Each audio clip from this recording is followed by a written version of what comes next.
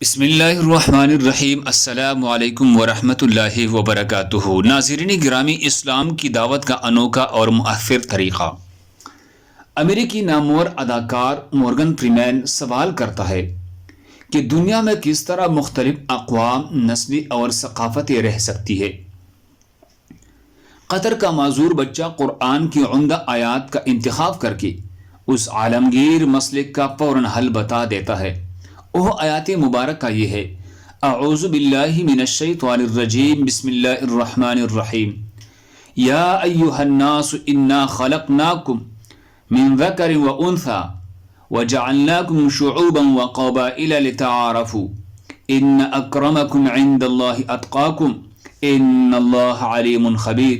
اس کا ترجمہ یہ ہے: اے لوگو، حقیقت یہ ہے کہ ہم نے تم سب کو ایک مرد اور ایک عورت سے پیدا کیا ہے، اور تمہیں مختلف قوموں اور خاندانوں میں اس لیے تقسیم کیا ہے تاکہ تم ایک دوسرے کی پہچان کر سکو۔ در حقیقت اللہ کے نزدیک تم میں سب سے زیادہ عزت والا وہ ہے جو تم میں سب سے زیادہ متقی ہو۔